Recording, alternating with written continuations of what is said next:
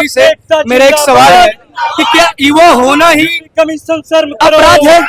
सबसे ज्यादा क्या शिक्षा अगर में कोई बच्चा ग्रहण कर रहा है, क्या वो छात्र है? छात्र होना ही अपराध है? वो छात्र, ये बच्चे जो पढ़ने लिखने वाले हैं, वो सड़कों पर आए दिन उतरते हैं और फिर आप अपने मशीनरी के द्वारा लाठी चार्ज करवाते हो, मरवाते हो। ये क्या है? क्या इस तरीके से हम विश्वगुरु बनेंगे? देश के प्रधानमंत्री से और शिक्षा मंत्री से मेरा सवाल है कि क्या हम ऐसे ही विश्वगुरु बनेंगे? ये बच्चों को कमरे में पढ़ना चाहिए था ना, लेकिन क्यों मजबूर हुए? क्योंकि किसी का 150 नंबर आया फिर भी पीटी नहीं हुआ था, और किसी का कुछ पता ही नहीं चल रहा है कि किसका किसना है। तो आखिर में ट्रांसपेरेंट क्यों नहीं है? पारदर्शिता आखिर में क्यों नहीं आ रही है? ये बहुत बड़ा सवाल है। और इस प्रधानमंत्री से मेरे डायरेक्ट सवाल है, मैं इसी को लेकर प्रधानमंत्री से नाराज था। 2 करोड़ रोजगार की युवाओं की बात की थे, मैं बनारस चुनाव लड़ने तक के लिए कोशिश किया मैंने, लेकिन मैं एक चीज सवाल फिर कह रहा हूं प्रधानमंत्री साहब से और शिक्षा मंत्री से, क्या इस राष्ट्र में युवा होना और छात्र होना ही अपराध है? हर एग्जाम आपको कभी पिछले 10 साल से मैं देख रहा हूँ, एक भी एग्जाम आपने सही से नहीं करा पाया है।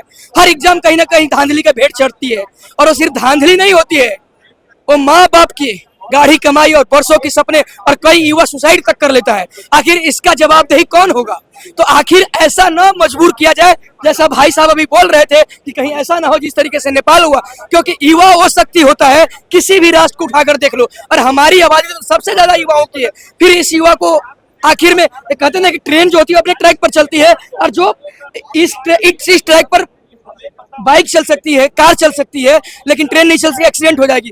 वैसे ही जो हमारी ट्रैक है, उस ट्रैक के साथ छेड़छाड़ क्यों कर रहे हो? आखिर में ये पेपर लीक होने का एग्जैक्ट रीजन क्या होता है, ये सभी को पता है, क्योंकि जो सोने के चम्मच लेकर आए हैं, ये 60 गांठ उनको लेकर उनको सेट करते हैं। जो मेहनती बच्चा है, वर्षों से कमरे में बैठ के पढ़ रहे हैं, उनको तुम बाहर कर रहे हो। ये क्या जस्टिस है? ये क्या कर रहे हो तुम लोग? ये मेरा जवाब देना होगा प्रधानमंत्री जी और शिक्षा मंत्री जी को। अंतिम बात, मुझे एक बात और करनी है। उत्तर प्रदेश पीसीएस का प्री एग्जाम होता है, प्री एग्जाम के बाद रिजल्ट आता है, प्री एग्जाम होता है, रिजल्ट आता है। एग्जाम के बीच में वो अपनी उत्तर कुंजी जारी करते हैं, उसके बाद आपत्ति मंगाई जाती है। 12 क्वेश्चन से लेके तकरीबन 27 क्वेश्चन पे आपत्ति भेजी गई थी पेपर 1 में। सीसेट के 7 प्रश्नों पे आपत्ति भेजी गई थी, उसके बाद कोई उसका निस्तारण नहीं हुआ। पुनः जब न्यायपालिका में हम लोग गए, तो न्यायपालिका में भी जिस तरीके से जजेस की पीठ, जिस तरीके से वकीलों का रवैया, जिस तरीके से कमीशन और आपस में 60 गांठ न्यायपालिका और कमीशन और सरकार का जो त्रिगुट खेल रहा है, चाहे बीपीएससी आंदोलन हो, जिस तरीके से आपने देखा होगा बीपीएससी में भी जिस तरीके से दरकिनार कर दिया गया छात्र मुद्दों को, ठीक वैसे भी मेंस के बाद तारीख दी गई अगली सुनवाई की। ये कहाँ का जजमेंट था? जब प्रक्रिया प्रोसेस में है, प्रक्रिया संदिग्ध है, तो संदिग्ध परिस्थितियों का निस्तारण करना ये पहला सवाल बनता है कि पहले मेंस मुख्य परीक्षा कराना बनता है। आप मुख्य परीक्षा 29 से, आप अगली डेट दे रहे हो जुलाई में। अर्जेंसी मामला आनंद फानन में पुनः फाइनल हुआ, 3 अर्जेंसी फाइनल हुआ। कभी कमीशन का वकील बीमार है, कभी जज नहीं बैठ रहा है। जब भी छात्र मुद्दों की बात होती है, जिस दिन हमारा मामला लगा रहा था कोर्ट में, उस दिन या तो वकील बीमार है या तो जज नहीं आ रहे हैं।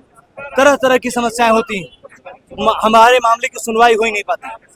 तो ये मैं चाह रहा हूं कि कहीं ऐसा ना हो कि इस भ्रष्टाचार आग सुलगना शुरू हो गई। मैं फिर कह रहा हूं,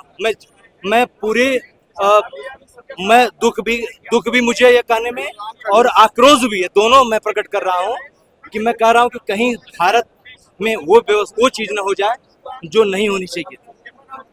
कहीं सुलगती हुई आग ऐसी धधक लौ के साथ जल न पड़े कि उसमें बहुत सारे लोग आसपास, बहुत सारे लोगों का नुकसान कर बैठे। बिल्कुल चेत जाए, कमीशन के लोग चेत जाएं, सरकार में जो बैठे हुक्मरान है वो भी चेत जाएं, सब लोग चेत जाएं, समय रहते चेत जाएं। छात्रों के मुद्दों का निस्तारण करें। छात्र बहुत ये समझ लीजिए कि तमाम संसाधनों को जुटाता है, तब जाके वह एक परीक्षा देता है साल में। परीक्षा की तैयारी करने से लेके, लाइब्रेरी से लेके, कोचिंग फीस से लेके, टेस्ट सीरीज से लेके, परीक्षा हाल तक जाना, भाड़ा किराया, होटल रुकना, खाना पीना से एक बड़ा पैसा खर्च होता है। हर बार इतना एफर्ट नहीं लोग कर पाते हैं, लेकिन अगर इसको आप नहीं समझेंगे तो कहीं ना कहीं बड़ा विस्फोट हो जाएगा, और इस विस्फोट में इतने लोगों का नुकसान होगा जो कभी भारतवर्ष में नहीं हुआ था। तो युवाओं को आप इतना मत सताइए कि युवा जब निकले तो फिर बिल्कुल गूंगी सरकार, बहरी सरकार, गूंगा कमीशन और उदासीन कमीशन, जिनको छात्र मुद्दों से कोई लेना देना नहीं। बहुत साफ बात है, अगर लेना देना रहता तो समझते।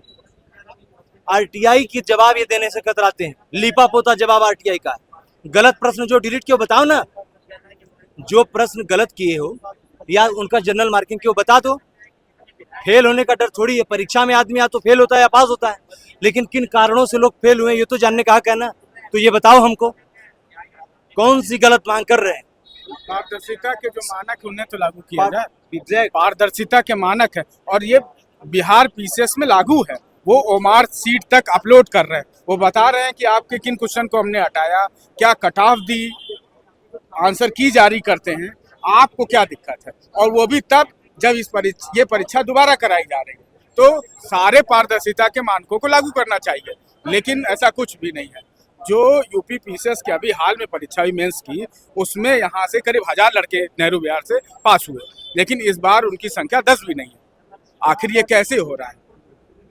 कट ऑफ क्या जा रही है और कैटेगरी के भी कट ऑफ क्या जा रही है। ओबीसी की कट ऑफ ऊपर जा रही है, एससी तक की कट ऑफ ऊपर जा रही है। ये कैसे समझो? आरक्षण बिल्कुल घोटाला है, 100% घोटाला चल रहा है नहीं तो अगर नहीं है तो बताएं कि आखिर क्या क्या व्यवस्था है हमारे यहाँ पर। उत्तर प्रदेश सरकार, हाँ, ओबीसी की कट ऑफ लगातार जा रही है ज्यादा, और इसका कारण है कि रिजर्वेशन को सही से लागू नहीं किया जाता है। आप छात्रों को अगर कट ऑफ बराबर करके, पहले व्यवस्था थी कि अगर जनरल की कट ऑफ से ओबीसी कट ऑफ ऊपर जाती थी तो उतने लड़कों को समायोजित कर लिया जाता था। अब आयोग कहता है कि नहीं, ऐसा नहीं है, हम 10% लेंगे। अरे 12%, 14% मुख्य परीक्षा में तो मौका दीजिए उन्हें। और सबसे बड़ी बात यह है कि जब तक व्यवस्था पारदर्शी नहीं होगी तब तक उसमें चोरी की चीजें बनी रहती हैं। ये चोरी नहीं होगी अगर सभी को फेल पास से किसी को दिक्कत नहीं है। दिक्कत यह है कि उसे मार्क्स ही नहीं पता है। आपने पिछली जो मेंस पीसीएस की परीक्षा हुई 2024, उसमें 86 प्रश्नों पर आपत्ति की गई या आरटीआई से जवाब दिया है। उसमें किन प्रश्नों पर क्या परिवर्तन करते हैं, किस आधार पर परिवर्तन करते हैं, या बताते ही नहीं।